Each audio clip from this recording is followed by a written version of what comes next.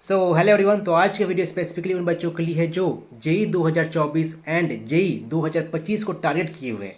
आप में से काफ़ी सारे बच्चे हो जो क्लास 12th में पढ़ाई कर रहे हो, या हो सकता है आप ड्रॉप लेने का सोच रहे हो कि मैं ड्रॉप करके अगले साल जो जेई 2024 होने वाला है उसको मैं टारगेट करूँगा। एंड आप में से कुछ बच्चे ऐसे हो जो क्लास 11th में हो, जस्ट गए हो। तो आप जो भी क्लास में हो, क्लास 11th में हो, क्लास 12th में हो, ड्रॉपर हो, एंड आपका टारगेट है कि मुझे आईआईटी में जाना है, आपका जो ड्रीम कॉलेज है आईआईटी उसमें जाना है, देन मैं यहाँ पर कुछ इंपॉर्टेंट पॉइंट मेंशन कर रखा हूँ जो कि आपको ध्यान में रखना चाहिए। मैं ये नहीं बोल रहा हूँ कि ये पॉइंट फॉलो करने से ही आपका जो प्रिपरेशन है कंफर्म हो ही जाएगा, या आपका जो सिलेक्शन है कंफर्म हो ही जाएगा। लेकिन अगर ये पॉइंट फॉलो करते हो ना, तो आपका जो प्रिपरेशन जर्नी है उसमें काफ़ी आपको हेल्प मिलने वाला है। क्योंकि आपका अगर कोई बड़ा ड्रीम है, देन ऑब्वियसली जो पहले का जो जर्नी है वो काफ़ी मैटर करने वाला है कि आप जर्नी को कैसे स्पेंड कर रहे हो। ठीक है, कुछ बच्चों को लाइक 1 साल 2 साल एक्स्ट्रा लग जाता है after class 12 for clearing IIT JEE examination.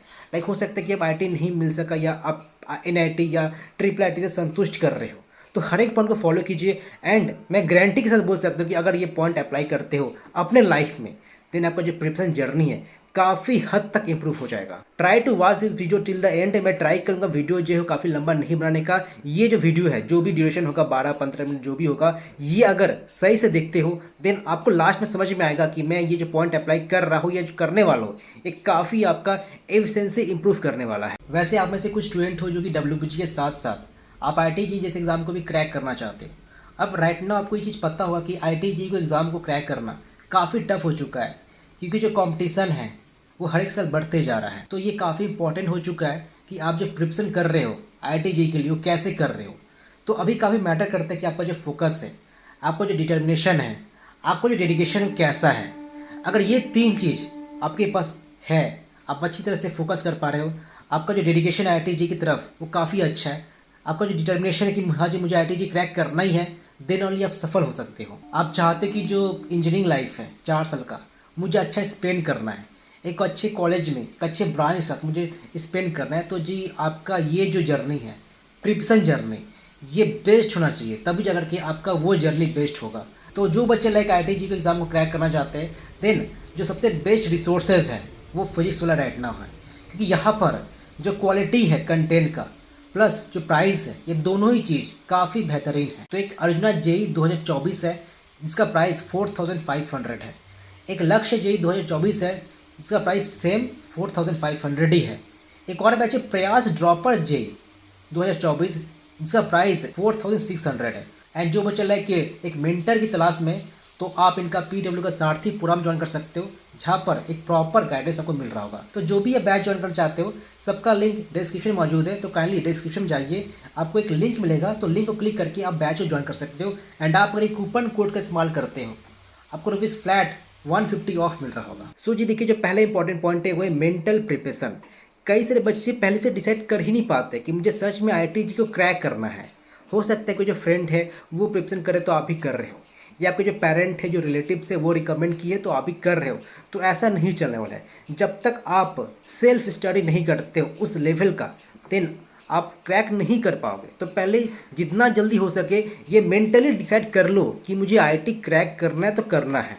And देखो ये दो चीज़ काफ़ी इंपॉर्टेंट है आपका जर्नी में। पहला चीज़ है कंसिस्टेंसी एंड दूसरा है पेशेंस। ये दो की फैक्टर है, अगर ये दो इम्प्लीमेंट करते हो ना, देन आप मेंटली काफ़ी अच्छे से प्रिपेयर हो जाओगे।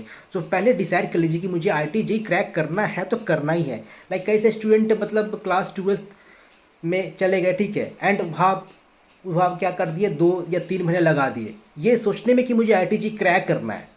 तो 2 से 3 जो महीना है काफ़ी आपका इंपॉर्टेंट था जो कि चला गया। सेकेंड जो इंपॉर्टेंट पॉइंट है वो है आपका जो थिंकिंग एबिलिटी है वो इम्प्रूव करना होगा। देखो आईआईटी क्या है, लाइक आईआईटी इतना टफ होता क्यों है, क्योंकि आईआईटी जो प्रेशर आपको जो देता है वो प्रेशर एकस्टम करने के लिए आपको वैसा पहले से मेहनत करना पड़ेगा। जैसे जेईई मेंस एग्जामिनेशन क्यों टफ होता है, ताकि आप अपने आप को उस प्रेशर में ढाल सको। सो डैट आप अगर किसी अच्छे कॉलेज में जाओगे, आईआईटी में जाओगे, एनआईटी में जाओगे, तो वो प्रेशर आपको फील नहीं होगा। एंड अगर प्रेशर फील नहीं होता है देन जो काम है काफ़ी बढ़िया से कर पाओगे, ठीक है। तो आपका जो थिंकिंग एबिलिटी है उसको बढ़ाइए।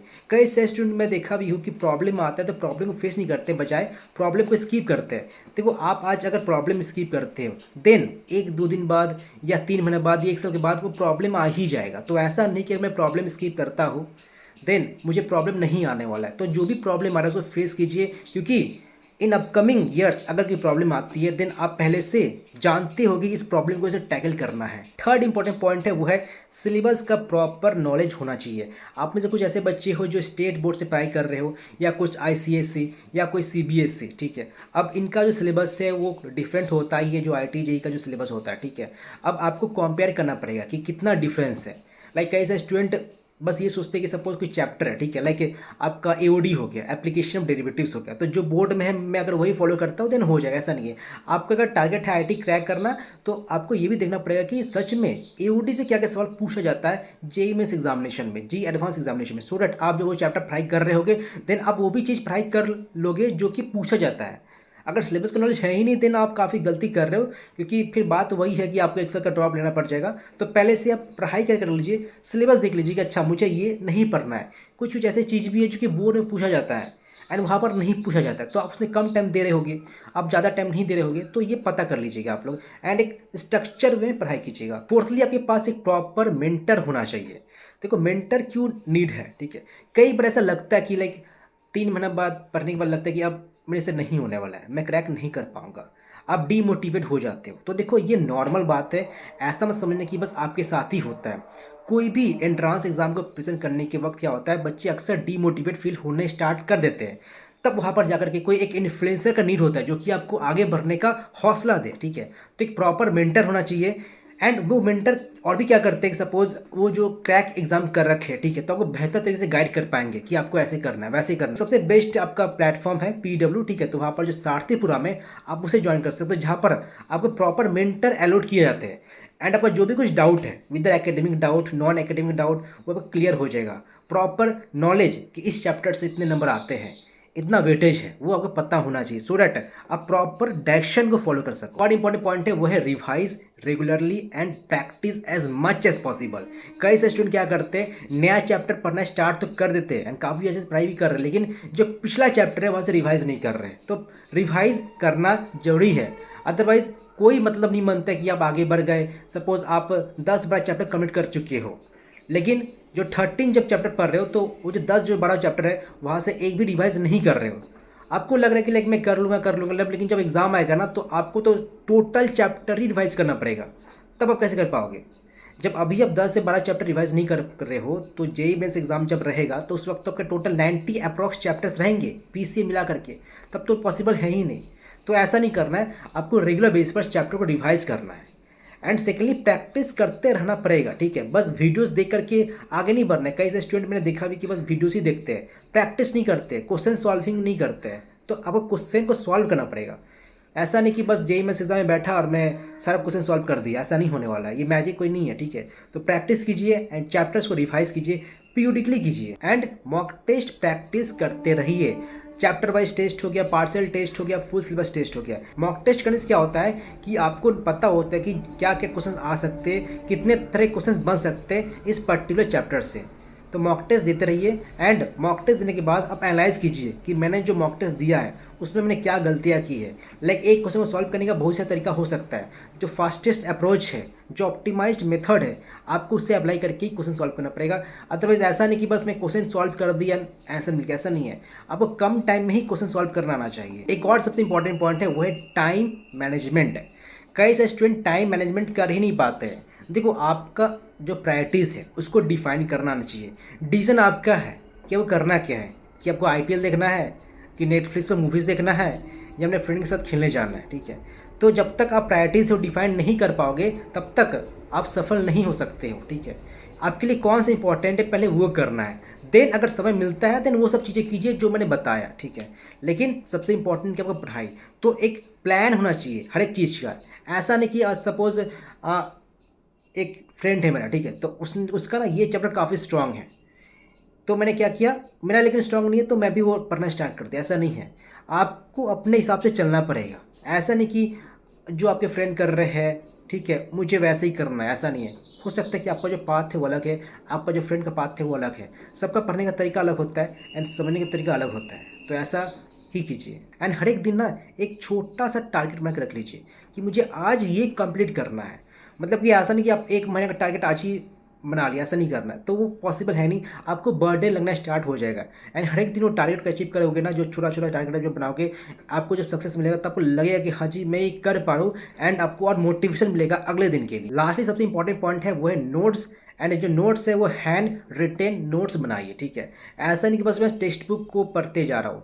देखो अल्टीमेटली आपके एग्जाम के वक्त आपका नोट्स ही सबसे बड़ा काम में आएगा। नोट्स जब आप बनाते हो तो आप वो सब चीज़ें मेंशन करते हो जो कि आप समझे रहते हो। आप खुद समझ करके जो चीज़ बनाते हो वो ज़्यादा आपके माइंड में रहता है। सपोज आप कुछ चीज़ समझे हो एंड अगर वो 4 महीने बाद 5 महीने बाद रिवाइज कर रहे हो तो टेक्स्ट बुक से रिवाइज करने में हो सकता है कोई 5 से 6 घंटा लग जाएगा।